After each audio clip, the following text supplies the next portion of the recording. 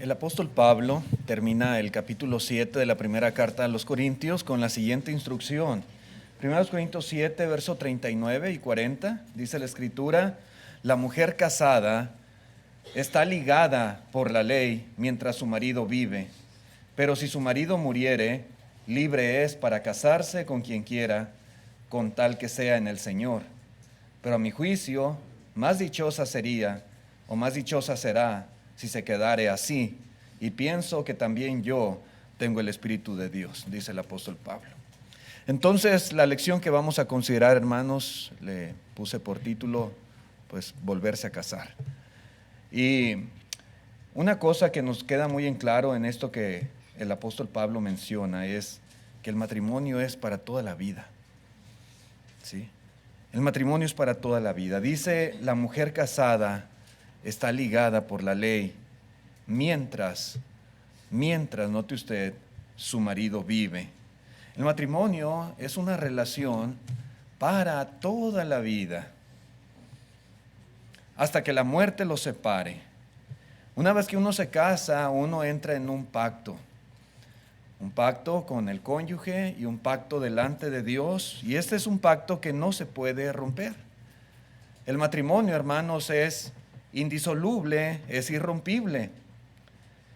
A veces en este mundo, en esta sociedad, hay mil razones por las que actualmente las parejas se separan, están casados pero se divorcian, o como decimos por allá en México, se dejan, ¿verdad?, el uno del otro.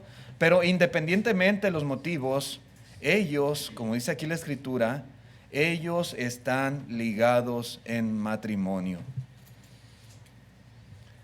Están ligados. Puede que el marido tal vez se haya ido al otro lado del mundo, pero aún así sigue ligado a su mujer, y la mujer sigue ligada a su esposo. De tal manera, hermanos, que ni la distancia, ni el tiempo tampoco, ni las circunstancias, ni los problemas, ni las actitudes, ni la cárcel, ni la familia, ni los abogados, ni los gobiernos pueden romper el vínculo del matrimonio. Está ligada a su marido. Mientras él viva, está ligada a él, dice la palabra de Dios. La Biblia, hermanos, nos dice que solamente hay dos razones, y lo hemos enfatizado a través de estas lecciones, que pueden hacer libre a una persona que ha sido casada.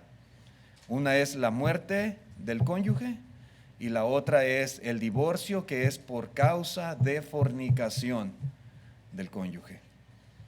Solamente esas dos razones. Si ninguna de estas situaciones se da, entonces una mujer estará ligada a su marido mientras él viva.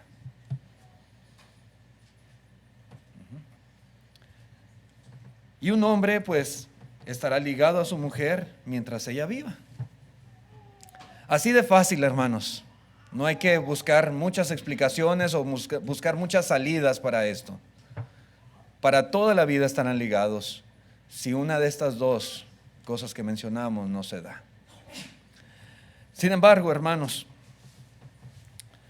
en estas situaciones, ¿verdad?, a veces cuando está marido y mujer, deciden casarse, están juntos, ¿verdad?, para toda la vida,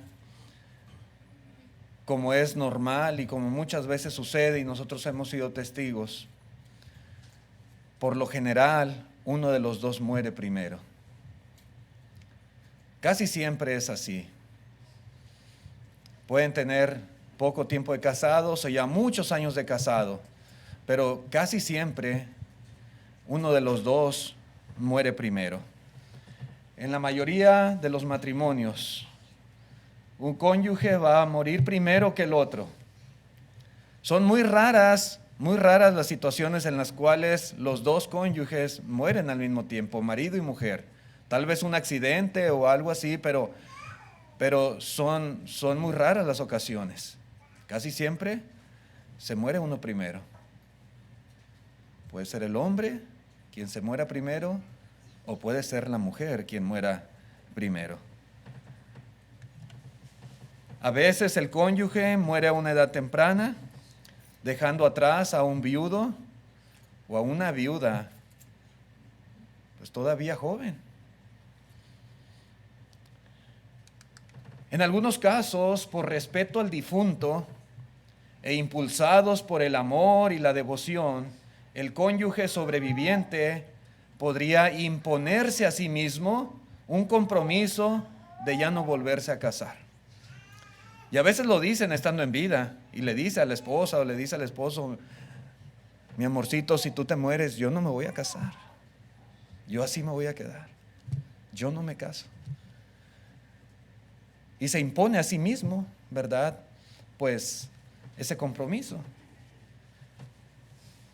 Parece ser, hermanos, que algunos allí en Corinto pensaban de esta manera, como que si alguien enviudaba, pues ya no debía casarse otra vez, que se tenía que quedar así. El apóstol Pablo, hermanos, no tiene ninguna objeción ante tales resoluciones. Si alguien determina y dice: si yo enviudo, yo así me voy a quedar, ya no me pienso casar otra vez, pues está bien, así quédese. No está diciendo lo contrario el apóstol Pablo. El punto es que Dios no requiere hacer tales compromisos o tales votos para poder estar nosotros bien delante de Dios. Si alguien decide volver a casarse, no quiere decir que está pecando contra Dios, no. Y es lo que está aquí aclarando el apóstol Pablo. Cuando un cónyuge moría, el compañero que quedaba vivo estaba libre para casarse por segunda vez, si así lo quería. ¿Sí? No era una obligación, un mandamiento que tenía que hacerlo, pero si así lo quería, podía hacerlo, libre es. ¿Sí? Nadie, hermanos, y esto es algo importante, nadie tiene el derecho de reprocharle a una viuda o a un viudo que se vuelva a casar. Dice en Romanos 7, versículo 2, Romanos 7, 2, porque la mujer casada está sujeta por la ley al marido mientras éste vive, pero si el marido muere, ella queda libre de la ley del marido. Verso 3, así que si en vida del marido se uniera otro varón, será llamada adúltera. Pero si el marido muriere, es libre de esa ley, de tal manera que si se uniere a otro marido, no será adúltera. Entonces, hermanos, nadie tiene el derecho de reprocharle a un viudo o una viuda cuando decide volver a casarse. Desde el momento en que ha enviudado, tiene ya la libertad. La mujer de unirse a otro marido o el marido de unirse a otra mujer. A veces por allí surgen inconformidades de los hijos, de los familiares, de las amistades, y critican o condenan a ese viudo o esa viuda que se vuelve a casar. Pero ¿qué dice aquí la palabra de Dios? ¿Verdad? Que Dios da esa libertad, que no hay ningún problema si se vuelve a casar. Es libre, es libre. Tienen el derecho y la bendición de volverse a casar nuevamente. No hay ningún problema, no va a afectar su relación con Dios. No. Nosotros a veces, viendo desde fuera, uno puede reprochar o recriminar que alguien se haya vuelto a casar porque quedó viudo, pero en realidad, hermanos, hasta que alguien vive esa experiencia, sabe en realidad, ¿verdad?, lo que es estar solo. Entonces, Dios da ese derecho, hermanos. Y simplemente uno tiene que respetar. Si algún viudo o viuda decide casarse nuevamente, respetar, ¿verdad?, la decisión que ha tomado. Ahora, otra cosa que podemos aprender en estas instrucciones de Pablo es que debe de casarse en el Señor. Dice otra vez el verso 39, libre es de casarse con quien quiera. Y dice, con tal que sea en el Señor. Y yo creo que es muy claro, hermanos, cómo el apóstol Pablo da a las viudas la completa libertad de volverse a casar, y dice con quien quieran, pero con una limitante, y esa limitante es con tal que sea en el Señor.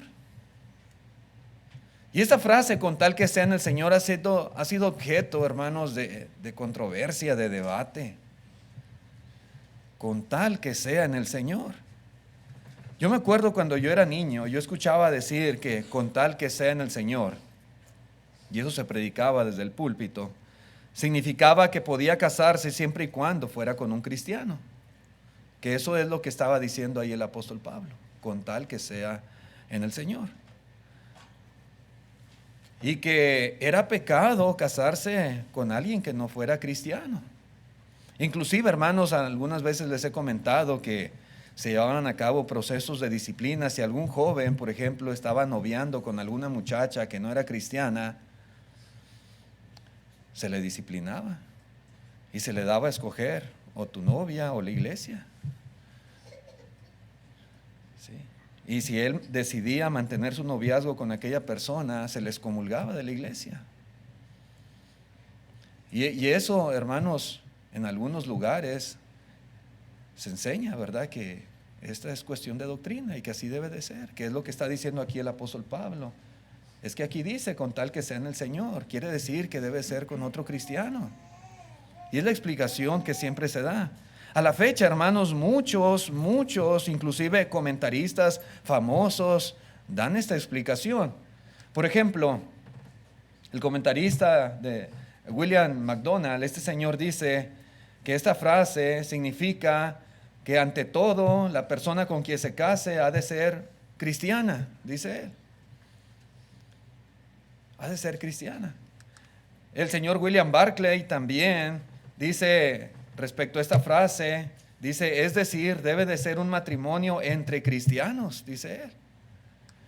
El comentarista John MacArthur también dice, él comenta, es decir, libre para casarse solo con un creyente. Esto es cierto para todos los creyentes que se casan o que contraen nuevas nupcias. Y a veces uno va a los comentarios a ver qué dicen y va a encontrar explicaciones así como estas. Ellos son sectarios, pero esto es lo que comentan. Con tal que sea en el Señor, con tal que sea con un cristiano, dicen ellos. Particularmente, hermanos, y este es mi punto de vista, mi juicio sobre el asunto, ¿verdad? Yo siempre abogaré y seré promotor de que los cristianos se casen con otros cristianos. Y repito, es cuestión de juicio y de conveniencia. Yo creo, hermanos, que esto es mejor y que tiene muchísimos beneficios el estar casado con una persona que comparta nuestra misma fe, nuestros mismos propósitos en Cristo Jesús. Es una bendición muy grande cuando uno tiene una esposa cristiana o un marido cristiano. Es muchísimo mejor. Y a mí me encantaría, hermanos, que todos nuestros niños y todos nuestros jóvenes, y esta iglesia es bendecida porque tenemos muchos de ellos, que el día de mañana, cuando crecieran y llegara el tiempo de buscar un cónyuge, que fuera cristiano. A mí me encantaría que mi hija se casara con un cristiano y que sus hijos también con cristianos y sus hijas también lo hicieran de la misma manera. Eso para mí es el escenario ideal. Y siempre hay que animar a los muchachos a que lo hagan de esta manera. Casarse con un cristiano tiene muchas ventajas. Y yo lo he enseñado y siempre trato de enfatizarlo, recalcarlo a las personas y a los que aún no están casados. Por ejemplo, será más fácil servir a Dios y será más fácil cumplir la voluntad de Dios si nos casamos con un cristiano. Cuando no, puede que tenga muchos tropiezos para hacer la voluntad del Señor. Un cónyuge cristiano respetará la palabra de Dios. Hay principios, por ejemplo, que van dirigidos al marido, principios en el matrimonio, principios en la crianza de los hijos, principios en cuanto a la relación que debe haber entre marido y mujer, cómo debe él tratar a su esposa. Pero si él no es cristiano, pues él no va a tener el mismo respeto por la palabra de Dios. Sí, ahí dice la Biblia, pero yo no soy cristiano. Eso es para los hermanos. A veces ese es el pensamiento. Tendrán una mejor vida moral si los dos son cristianos.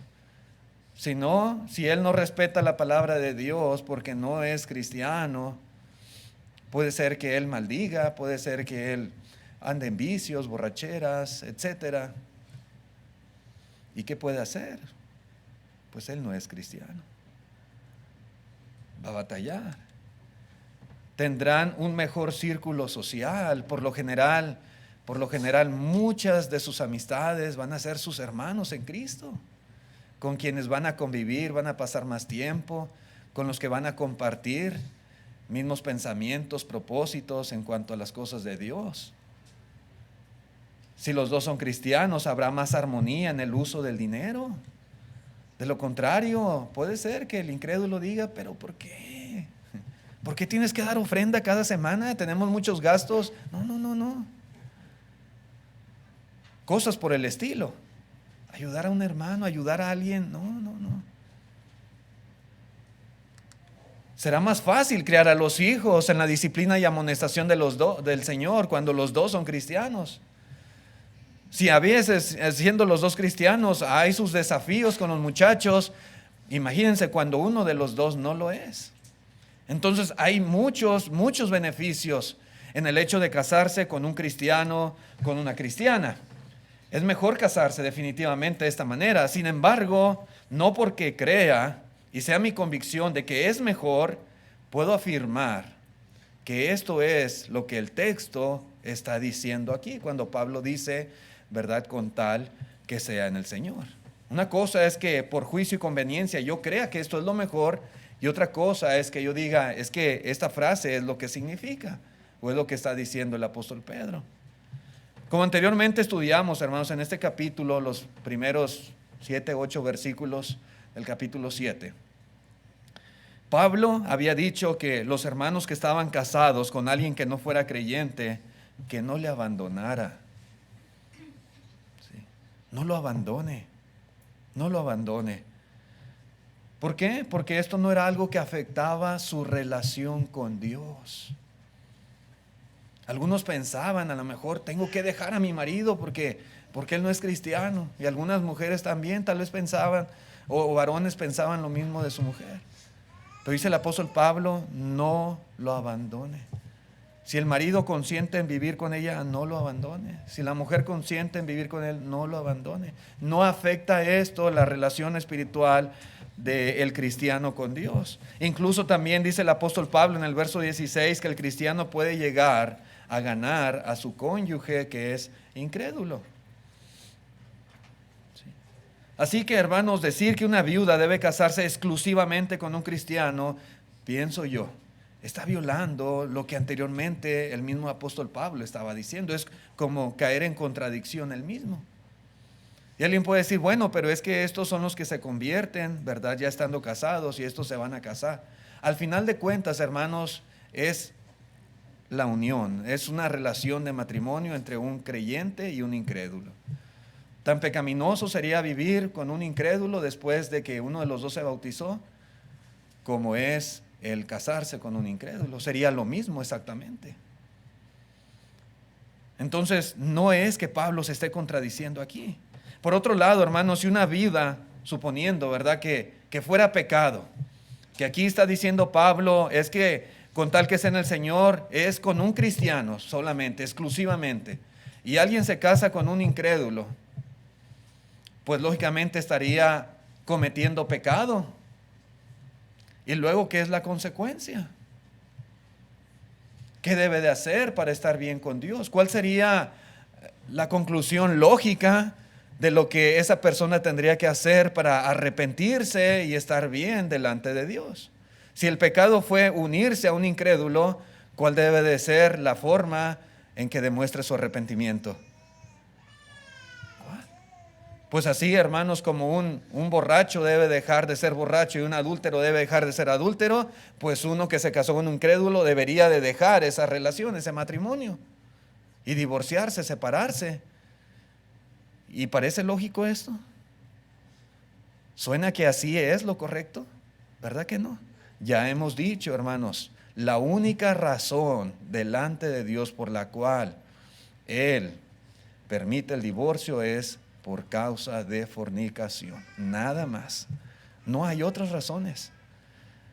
Apelar a este tipo de argumentos, hermanos, pues sería ir en contra de los mismos principios que hay en la palabra de Dios. No es así. Dios no quiere que los que estén casados se divorcien. Mientras ellos vivan, van a estar ligados en matrimonio. Si se casó con un incrédulo, no puede decir ya me divorcié de él y ya me desligué. No, mientras el marido vive, está ligada a su marido. Y el marido ligado a su mujer para toda la vida.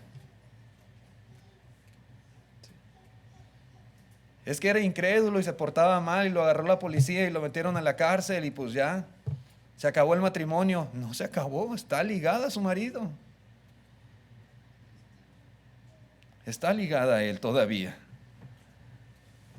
Además, hermanos, si Pablo estaba enseñando que las viudas solamente podían casarse con cristianos, él da instrucciones, mandamiento en cuanto a las viudas, por ejemplo, a Timoteo.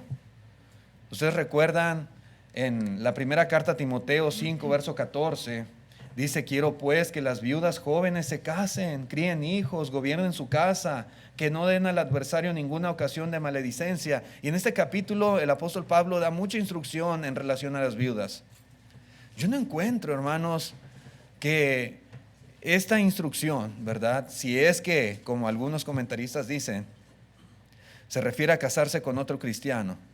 Cuando Pablo trata el tema de las viudas en otras cartas, de la misma instrucción. ¿Por qué no le dice a Timoteo que las viudas se casen, pero tiene que ser con un cristiano? ¿Por qué no dice eso? ¿Acaso está dando una instrucción acá a las viudas de Corinto y otra instrucción acá a las viudas en Éfeso donde estaba Timoteo? No es lógico, no tiene sentido. Es que la frase en el Señor, hermanos, se malinterpreta cuando se da esta explicación de que es que tiene que ser un creyente. Nada de este pasaje dice que deben de casarse, pero solo con un cristiano. Pablo dijo, hermanos, si el marido muere, libre es de casarse con quien quiera. Con quien quiera. ¿Sí? Sin embargo, si una viuda solo puede casarse con un cristiano, yo digo, ya no es libre de casarse con quien quiera. Ya no. Si el mandamiento es casarse con un cristiano, entonces la frase con quien quiera, pues sale sobrando. ¿Para qué decir con quien quiera si no es con quien quiera? Es con un cristiano. Pablo hubiera dicho, es libre de casarse en el Señor. Pero él dijo, es libre de casarse con quien quiera, con tal que sea en el Señor. Son cosas diferentes.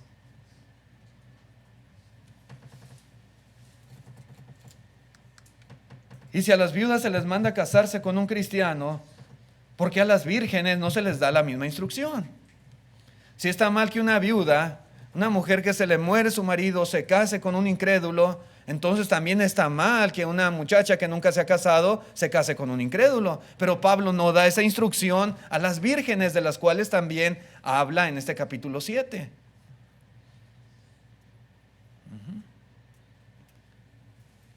Sencillamente, hermanos, el punto es que no era lo que Pablo en realidad estaba instruyendo cuando dice con tal que sea en el Señor. ¿Sí? Él no estaba instruyendo que sea exclusivamente con un cristiano. No es lo que él está enfatizando. Entonces, ¿cuál es el sentido más lógico de esta frase? Casarse, cásese con quien quiera, con tal que sea en el Señor. ¿Qué significa? ¿A qué se refiere? Si al explicar que es con un cristiano cae en contradicción en muchos sentidos, ¿verdad? Con el contexto mismo y con otras instrucciones que se da hacia las viudas y en cuestión de el arrepentimiento y cómo volver a estar bien con Dios, entonces, ¿qué significa esta frase? La frase, hermanos, en el Señor Es una frase que modifica al verbo casarse. Libre es de casarse con quien quiera, con tal que sea en el Señor. Modifica el verbo casarse. Esto significa que la frase no pretendía describir a la persona con quien se casaría la viuda, sino más bien la forma en la cual la viuda debía casarse. Ese es el punto, hermanos. Se refiere a la forma.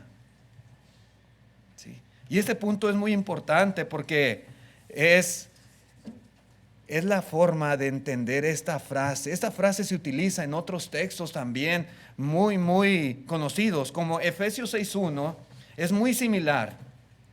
Efesios 6.1 dice: hijos, obedeced en el Señor a vuestros padres. Estamos hablando de casarse en el Señor, pero aquí dice obedecer en el Señor a vuestros padres, porque esto es justo. Ahora Pablo da esta instrucción a los hijos. Yo me pregunto, ¿está diciendo Pablo que los hijos deben obedecer a sus padres solamente si estos son cristianos? Porque ahí también dice en el Señor. Entonces, si los papás no son cristianos, los hijos no deben de obedecer a sus padres. Ese es el punto que está explicando Pablo. ¿Qué instrucción está dando aquí? Bueno, no se refiere a esto. Obedecerlos en el Señor indica la forma en la cual deberían obedecerlo. Y esto es sin importar si los padres son o no son cristianos. La frase en el Señor modifica el verbo obedecer y no al sustantivo padres. Y es lo mismo, hermanos, en 1 Corintios 7:39. Allá el verbo casarse y aquí al verbo obedecer. La frase en el Señor simple y sencillamente significa de acuerdo con la voluntad del Señor. Eso es lo que podemos entender aquí. Así deben obedecer los hijos a sus padres, en todas las cosas, de acuerdo con la voluntad del Señor. Deben de estar en sujeción a los padres, a menos que haya un conflicto entre estos, los padres, y lo que Dios manda, lo que Dios pide y ordena.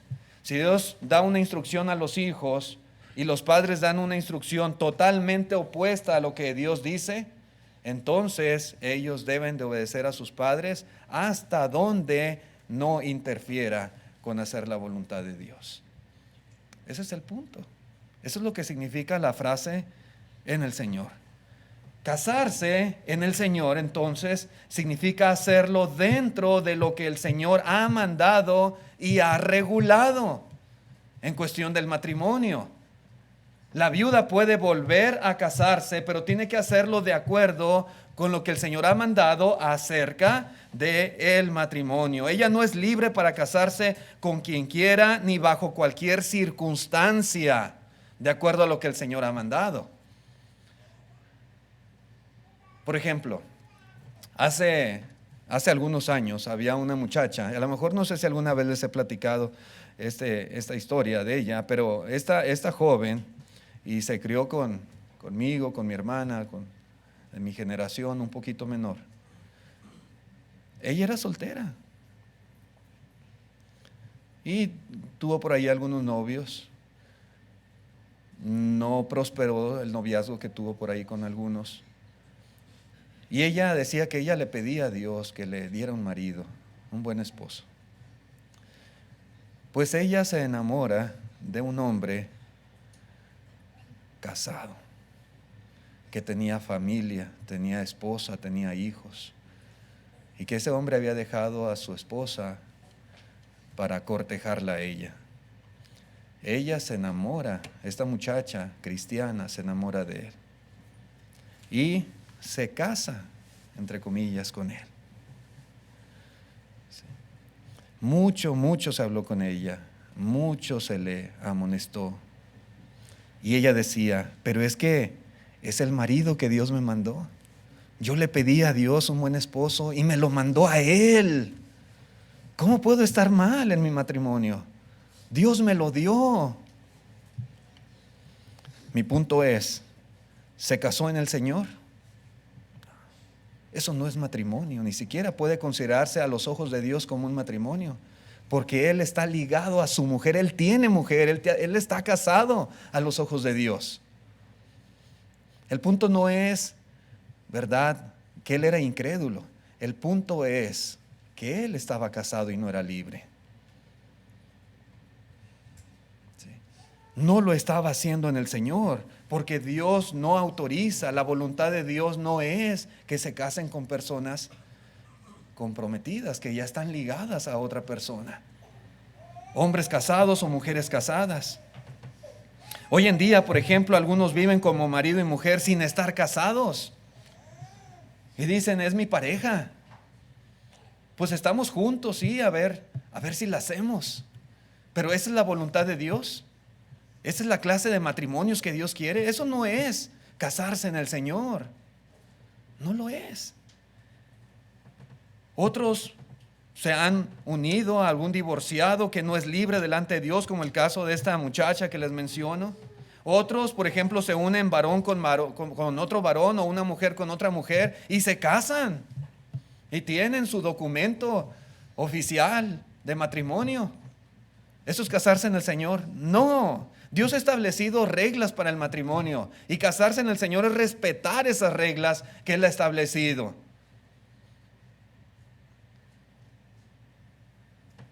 Si una viuda decide casarse, hágalo, si así lo desea, pero en el Señor. Si un muchacho, una muchacha soltero quiere casarse, hágalo, está bien, pero hágalo en el Señor. Considere, ¿verdad?, los lineamientos, las reglas que Dios ha establecido para que ese matrimonio sea correcto a sus ojos y tenga la bendición de Dios. Ese es el punto, hermanos, aquí. Pablo lo que está diciendo es que la viuda tiene que ser guiada por la voluntad del Señor a la hora de escoger un marido. Y lo mismo es con todos los solteros. Ese es el punto en particular. Y vuelvo a repetir, hermanos, vuelvo a enfatizar lo que hice hace rato. Con esto no estamos aconsejando el matrimonio con incrédulos. Es que el hermano Israel está explicando que no es pecado, sí. No estoy diciendo que sea pecado. No estoy condenando a quien se haya casado con un incrédulo o con una incrédula. Ni estoy diciendo que el texto esté diciendo que exclusivamente tiene que ser con un cristiano si no es pecado. Estamos explicando, pero no por eso, ¿verdad?, estoy recomendando casarse con un incrédulo. Yo sé, hermanos, que en algunos lugares, por ejemplo, es muy difícil encontrar un cónyuge cristiano. Esta es una congregación regular, ¿verdad? 90, 100 miembros por ahí. Tenemos ahorita muchos jovencitos y van a crecer y tal vez aquí crecerán después. No sabemos qué vayan a escoger o qué. Pero lo que sí sabemos es que es una congregación más o menos grande. En otros lugares hay congregaciones pequeñas. Y por ahí pues no hay muchachos o no hay muchachas. Y pues no hay iglesias cercanas. Y yo sé que a veces es difícil. Estamos conscientes de ello, ¿verdad? Pero si algún muchacho o muchacha llega a noviar con alguien que no es cristiano, enséñele la palabra de Dios. Sí. Predíquele el evangelio. Esfuércese todo lo posible por ganarle para Cristo. Porque hemos visto muchos casos donde le han ganado para Cristo. Y también hemos visto casos donde el incrédulo le gana y se la lleva al mundo. De las dos cosas suelen suceder. Todo depende de las convicciones del cristiano. Entonces, si ese es su caso, si dice, es que no hay jóvenes, es que no hay cristianos, no hay cristianas, no hay para dónde voltear. Pero este muchacho es buen muchacho, tiene buen corazón, es noble. Le hablo de la palabra de Dios y me escucha con atención. No es cristiano, pero decidió, ¿verdad?, darse una oportunidad con él o con ella. Enséñele, predíquele, háblele de Cristo. Y note cuál es la actitud que él o ella demuestra hacia la palabra de Dios, hacia las cosas de Dios. Si usted nota una actitud renuente, indiferente, que incluso hasta se molesta que usted le hable de Dios o que lo invita a la iglesia. Y ha estado usted insistiendo y buscando por un lado y por otro lado y por otro lado, y ve que de plano no le interesan las cosas de Dios. ¿Sabe qué? Deje esa relación. Es lo que yo le puedo recomendar. Deje esa relación. Porque si ahorita que son novios no tiene interés en las cosas de Dios, al contrario,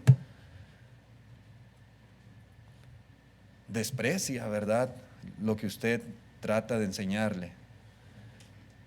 Una vez casado va a ser más difícil.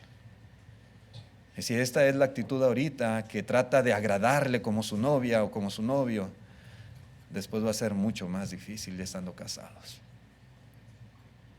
Sí. Mi punto es, no estamos recomendando, busque un incrédulo, corra al mundo y busque uno para que se case. No estamos recomendando eso. Lo que estoy diciendo es que si alguien lo llega a hacer, yo no puedo decir pecó, ¿verdad? Pecó porque se casó con un incrédulo, porque no veo autoridad en la Escritura, no veo yo que la palabra de Dios esté condenando como pecado que alguien tome esa decisión en alguna circunstancia dada, como yo les digo, ¿verdad? Cuando a veces pues no hay más de dónde escoger dentro de la iglesia. Sí. Si ese novio, esa novia de plano no quiere nada con las cosas de Dios, dice un dicho por ahí, más vale solo que mal acompañado. Y es verdad en este sentido espiritual también. El verso 40 termina el apóstol Pablo diciendo, pero a mi juicio, más dichoso será si se quedare así. Y pienso que también yo tengo el Espíritu de Dios, dice el apóstol Pablo. Sí. Él era inspirado por el Espíritu Santo de Dios. Él no está diciendo, ¿verdad?, que tenía que quedarse sin casar. No es una orden, es un consejo inspirado por la situación. Ustedes recuerdan, y lo hemos explicado, se avecinaban tiempos difíciles y Pablo quería evitarles la aflicción, el sufrimiento de pasar por esos momentos de tribulación, ¿verdad?, y ver a un cónyuge sufrir. Y por eso, más que nada, no porque sea pecado, ¿sí? A su juicio, más dichoso sería que se quedara así, que no se casara, pero es libre, dice Pablo, es libre, con tal que considere la voluntad de Dios en cuanto a cómo debe ser su matrimonio. Dios ha establecido mandamientos y nosotros tenemos que tomarlos en cuenta, ¿verdad?, a la hora de elegir, de buscar con quién nos vamos a casar. Así es, hermanos, dichosos los que tenemos un cónyuge creyente con los cuales hemos compartido la vida y hemos disfrutado, los que en esta tarde están aquí reunidos con su esposa o con su esposo y los dos se levantan el día domingo por la mañana juntamente con sus hijos, con todo el deseo, todo el ánimo, el fervor de estar reunido con la iglesia para adorar a Dios y durante la semana vivir conforme a la voluntad de Dios y juntos en la armonía con el mismo propósito, ¿verdad? Vivir para Cristo. Es una bendición bien grande y debemos dar gracias a Dios si ese es nuestro caso. Y si su cónyuge no es creyente, nunca deje, nunca renuncie, nunca se canse, ¿verdad?, de animarle y de enseñarle y de ser un buen ejemplo para él o para ella. Y no pierda la paciencia y siga pidiendo en oración a Dios por su vida, por su corazón, para que Dios toque a través de su palabra sus pensamientos, sus intenciones y pueda convertirse a Cristo Jesús. No es imposible, definitivamente que no. A veces hay personas más duras que otras, más renuentes que otras, pero si ya está en una situación así, siga adelante y trate de ganarle para Cristo. Vamos a dejarle aquí, hermanos, a la lección de esta tarde. Está en pantalla el plan de salvación. Después del himno haremos la invitación por si hay alguien que quiera ser bautizado en esta tarde y recibir perdón de pecados también. Estemos de pie los que puedan.